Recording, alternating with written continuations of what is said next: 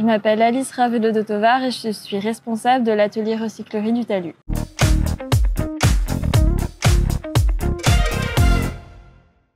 Donc le Talus, c'est une ferme urbaine pour faire du maraîchage, sensibiliser les gens, donc surtout à l'environnement. Et depuis récemment aussi, donc l'atelier recyclerie, dont je suis responsable. Donc l'atelier a pour vocation de sensibiliser les gens aux questions du réemploi, donc de pas jeter, de rentrer dans une autre démarche où on jette pas, mais on répare. Même si ça nous paraît plus utilisable, c'est rouillé, c'est machin, bah en fait non, on peut en faire aussi autre chose. Et ça ouvre des petites fenêtres. On est un atelier, on est ouvert à toutes et tous. On veut aussi montrer aux gens qui viennent ici qu'ils ou elles peuvent être capables de bricoler, d'utiliser une perceuse, une visseuse, quel que soit leur savoir autour du bricolage. Enfin, je dis surtout elles parce que en fait, on se rend aussi compte qu'il y a beaucoup de femmes qui n'ont jamais osé faire, bricoler, prendre des machines. Ça déconstruit un peu les stéréotypes de genre. Cette estrade a été construite en chantier éducatif avec des jeunes donc qui sont dans un parcours de réinsertion professionnelle via un dispositif qui s'appelle Prépa Job. On n'est pas dans un format de chantier participatif ou d'ouverture au public où là toute la journée il y a un peu plein de gens qui arrivent et je m'adapte parce que tout le monde n'a pas les mêmes capacités. J'ai pas eu de formation en médiation, j'ai quand même beaucoup de choses à apprendre là-dessus et j'apprends tous les jours aussi. J'aime expliquer, j'aime la pédagogie, donc je me sens bien, je veux dire, avec le fait de coordonner, de m'adapter à différents types de publics et à surtout faire que les gens se sentent bien et qu'ils aient envie de faire et qu'ils passent un bon moment. Les compétences à avoir pour tenir un atelier recyclerie, pour moi, elles sont avant tout humaines. Il faut avoir de l'appétence pour le bricolage, le faire avec ses mains. Mais pour moi, ce qui est super important ici, c'est surtout la transmission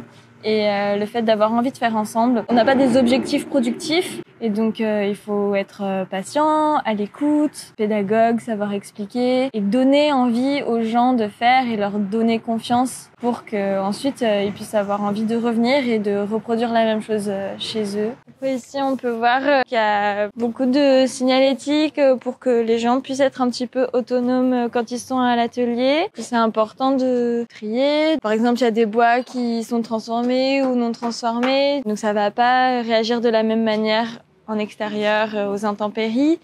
Ici, c'est un peu le stock, c'est un peu le bazar, mais tous les stocks sont un peu autres matériaux, donc métal et plastique. Donc ici, on a tout le stock de bois.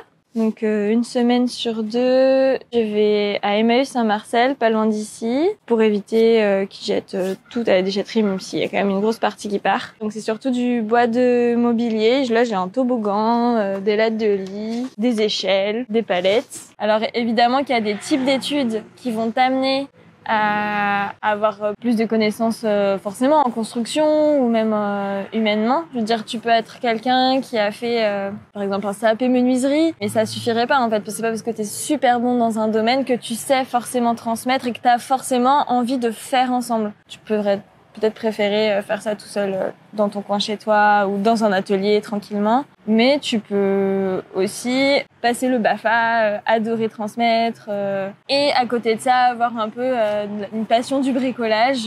Et ça pourrait très bien fonctionner. Donc il y a déjà des partenariats avec des ébénistes, menuisiers. Dès qu'ils ont des chutes importantes de bois qu'ils vont pas réutiliser, ils peuvent nous les donner. Emmaüs qui essaie de développer un jardin. J'ai demandé à Quentin qui s'occupe de la partie maraîchage du talus si je pouvais prendre du compost, des bacs potagers qu'on leur a fournis pour les aider à développer leur jardin. Du coup c'est intéressant de voir tous les liens qu'on peut faire en fait.